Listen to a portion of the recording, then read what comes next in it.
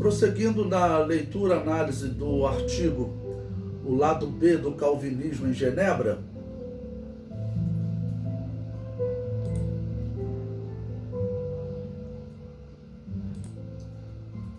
vamos agora para a parte do artigo que diz de Agostinho a Calvino. Fizemos a leitura do período de Constantino até Agostinho. É mais ou menos um século de diferença, né? E de Agostinho a Calvino será um período mais longo. Diz assim o artigo: não há dúvida de que João Calvino ainda via a Igreja de Cristo pelos olhos do catolicismo romano. Fazendo um comentário aqui, é importante nós sempre frisarmos que a visão da Igreja cristã, a nossa visão hoje, é que o catolicismo ele nunca foi igreja cristã, ele sempre foi Babilônia apocalíptica, né? Mas os reformados, infelizmente, viam a Igreja Católica Romana como sendo igreja cristã. Prossegue o artigo. Ele viu a igreja como Constantino a moldou e Agostinho a cimentou. Por que Agostinho a cimentou? Né? Passou o cimento, fixou ela de alguma maneira, porque ele foi o organizador teológico, né? Constantino, ele organizou a instituição político-religiosa, né, para juntar uma religião com o Império Romano. E Agostinho será o homem que vai organizar ela teologicamente. Por isso que eu sempre falo que Agostinho ele é o organizador teológico da Babilônia apocalíptica. E que não há dúvida de que esse indivíduo é o ser mais nocivo da história da teologia por todas as atrocidades e heresias que ele adotou. Então ele a cimentou como uma parceira do Estado, que o Estado aplicava a ortodoxia como a igreja estatal a definia, sobre todos os cidadãos. Então Constantino vai fazer isso organizando a igreja dele, que a história vai chamar de cristianismo, né? Existem documentos e comentários que as pessoas dizem como o cristianismo dominou o império. Isso não é verdade. O cristianismo nunca dominou o império. O que aconteceu foi que o império ele forjou uma aparência de cristianismo, organizando essa instituição político-religiosa. Calvino aplicou sua formação jurídica e seu zelo no desenvolvimento de um sistema de cristianismo baseado numa visão extrema da soberania de Deus, que pela força absoluta de sua lógica obrigaria reis e toda a humanidade a conformar todos os assuntos à justiça. Em parceria com a igreja, reis e outros governantes imporiam o cristianismo calvinista. Irmãos, nesse período da reforma, Calvino ele vai chegar ao extremo de exigir da população mais do que o Papa exigia, né? Porque ele vai começar a fazer cobranças até em termos de costumes, em termos de uso de cabelo, e expulsar pessoas da cidade. Então fazer cobranças e torturas e mortes como nem o Papa fazia. Tanto que a história vai chegar a intitulá-lo o Papa de Genebra. E até alguns calvinistas, né, o chamam assim, o Papa de Genebra.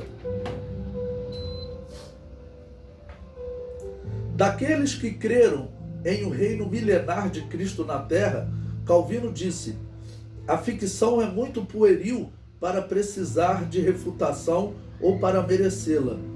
Até onde Calvino podia afirmar, o reino de Cristo se iniciou com sua vinda à terra e está em processo desde então. Então Calvino ele vai querer implantar em Genebra o que era um sistema de um governo teocrático, Deus reinando na terra. A Bíblia até profetiza que esse governo teocrático será implantado um dia na terra, mas pelo próprio Jesus, quando ele vier buscar a sua igreja, arrebatar, vencer o anticristo, depois ele implanta o reino milenar. Mas Calvino queria implantar naqueles dias. Então ele dizia que toda crença fora do que ele acreditava, deveria ser banido da cidade, tá bom? Ou até, se a pessoa continuasse resistindo, deveria ser levado à morte. Nós vamos ver textos que ele fala isso abertamente. Ele defende que as pessoas deveriam ser levadas à morte.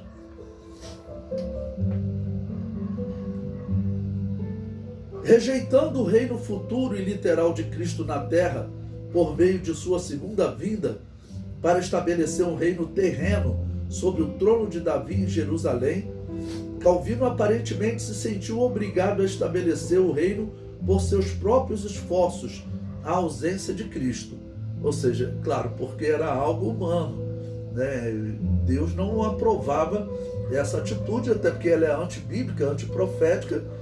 Nós vemos hoje, cerca de 500 anos depois, né, que Calvino estava errado, o reino de Deus ainda será implantado na terra, e ele não será implantado dessa forma como Calvino estava querendo implantar.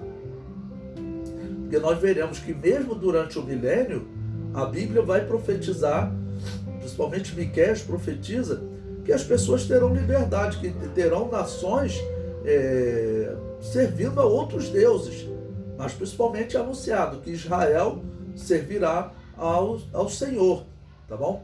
A igreja eu não vou colocar aqui, porque a igreja ela já foi arrebatada. Nesse momento ela está com Cristo na glória. Nesse momento estou retratando o milênio apocalíptico, ok? O artigo prossegue. A Bíblia deixa claro que se deve nascer de novo para ver o reino de Deus, e que carne e sangue não pode herdar o reino de Deus. Ignorando essas verdades bíblicas e seguindo os erros de Agostinho, Calvino estava determinado, juntamente com Guilherme Farel, a estabelecer o reino de Deus na terra, na Genebra, Suíça. Então ele tinha esse projeto, e aqui ele citou Agostinho, porque Agostinho escreveu um livro chamado A Cidade de Deus, em que ele defendia o reino de Deus sendo implantado na terra nos dias atuais.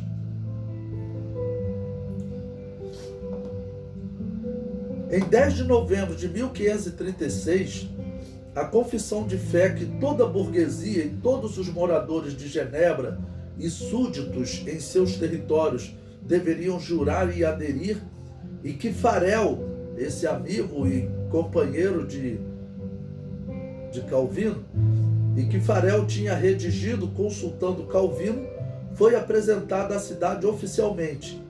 Era um longo documento com regras detalhadas, cobrindo todos os negócios da membresia da igreja, frequência, pregação, obediência do rebanho e expulsão dos ofensores. Então, muitos cristãos, principalmente anabatistas, eles serão expulsos da cidade de Genebra, por dois motivos. Eles rebatizavam membros de Calvino, ou de Lutero, ou da Igreja Católica, que fosse para as suas comunidades. Eles rebatizavam eles porque dizia, o seu batismo infantil não valeu, você não se arrependeu. E por outro lado também, Calvino queria batizar todas as crianças. A regra é que todas as crianças deveriam ser batizadas. Então isso é pior que os católicos. Os católicos diziam o seguinte, olha, se você não batizar as suas crianças, né, ele morrendo, ele vai virar demônio. Agora, se você batizar, ele morrendo, ele vira anjinho. Por isso que até hoje, quando morre uma criança, né, recém-nascida, eles chamam de enterro de anjinho, né, porque ele virou anjinho, tá bom? Então a Igreja Católica usava esse argumento. Calvino dizia o seguinte, ó, se você não quiser batizar suas crianças, vocês não podem nem morar na cidade. Era um absurdo, um fanatismo louco mesmo. Prosseguindo no artigo. As autoridades de Genebra aprovaram o documento em 16 de fevereiro de 1537, ou seja, cerca de 20 anos depois que Lutero pregou aquelas teses na igreja de Wittenberg. Em março, os anabatistas foram banidos. Por quê? Porque os anabatistas não queriam batizar as suas crianças. né? E eu fico pensando como que esse homem se tornou um modelo para muitas igrejas hoje e que falam, né, na internet, na televisão, como se fosse a pessoa mais especial da história do cristianismo. Eles chegam a falar isso mesmo.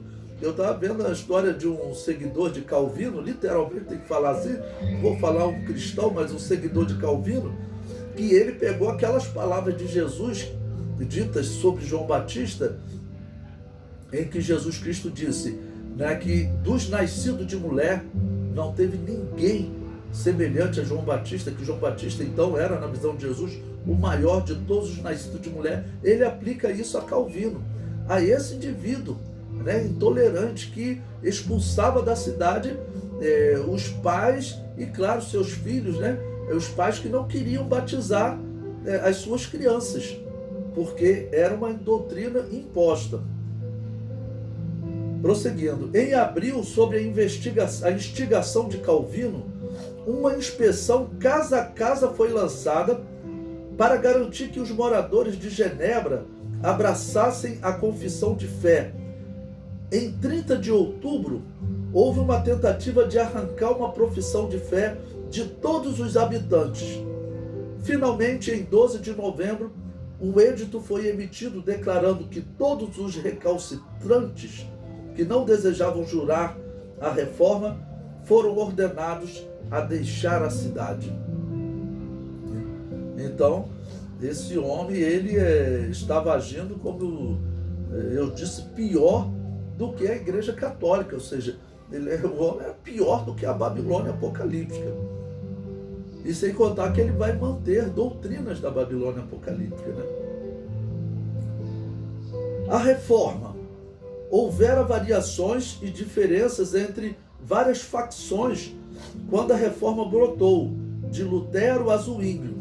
Mas em Genebra, somente o calvinismo seria conhecido como a reforma, a teologia reformada. A reivindicação presunçosa ainda é defendida pelos calvinistas de hoje em todo o mundo. Eles dizem que teologia reformada é a teologia de Calvino, que as outras, na verdade, não foram reformas, né? Eles dizem que a verdadeira reforma teria sido feita por Calvino, né? Então, essa reforma dele, infelizmente, não é a reforma, vamos dizer, que Deus dirigiu ou que Deus planejou. A primeira tentativa de Calvino falhou. Boetner reconhece, devido à tentativa de Calvino e Farel de forçar um sistema tão severo de disciplina em Genebra, foi necessário para eles deixarem a cidade temporariamente. Ou seja, os cidadãos de Genebra, por um lado, eles estavam felizes com o que Calvino estava pregando, libertando eles da Igreja Católica, porque principalmente as indulgências era algo que o povo não gostava, né? E Calvino, ele não vai adotar as indulgências. Mas, por outro lado, ele era tão radical na implantação do seu sistema, dizendo que não podia ficar na cidade ninguém que pensasse diferente, não podia ficar na cidade ninguém que discordasse dos pontos de vista dele. Então, acaba que a própria cidade o rejeita, porque ele estava sendo pior do que a Igreja Católica. Teria sido bom se nesse momento eles tivessem, né, falado, olha, nós não queremos nem Igreja Reformada, nem Igreja Católica. Seremos um governo civil à parte, né? Um governo civil sem vínculo com nenhuma religião, tá bom? Um Estado laico, que é o que todos os países estão adotando hoje, né? A grande maioria. Mas esse crescimento educacional, esse crescimento de visão, só vai acontecer a partir da Revolução Francesa. Nesse período é que eles vão,